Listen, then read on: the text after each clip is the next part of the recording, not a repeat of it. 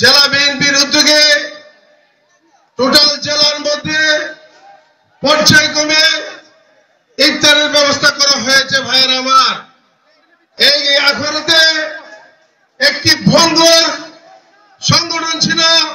এই ভঙ্গুর সংগঠনকে কয়েকমাত্র কবির আহমেদের নেতৃত্বে খাদের কিনারা থেকে টেনে এনে আজকে একটি বিশাল সংগঠনে পরিণত করেছে।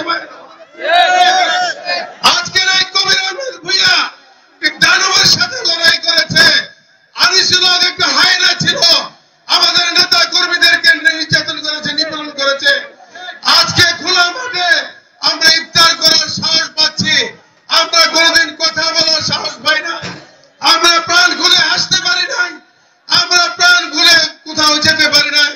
এই হাইনা আনিসুল হকের নির্যাতনের কারণে আজকে কবির আহমেদ ভূঁইয়ার নেতৃত্বে কসবা করে ঐক্যবদ্ধ এবং তারেক আহমদ আমাদের প্রাণপ্রিয় নেতা জনাব তারেক রহমান আমাদেরকে যে নির্দেশনা দিয়েছে, ঐক্য ঐক্য ঐক্য ঐক্যের কোনো বিকল্প নেই।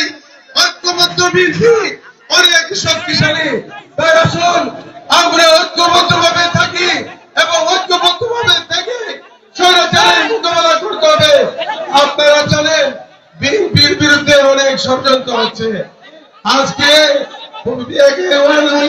সময় যেমন মিডিয়ার ট্রায়াল হয়েছে, ঠিক তেমনি আজকে কয়েকটি সংগঠন মিলে বিএনপির ভাবমূর্তি নষ্ট করার জন্য মিডিয়া ট্রায়ালের মাধ্যমে সোশ্যাল মিডিয়ায় বিভিন্ন ভাবে অপপ্রচার করছে।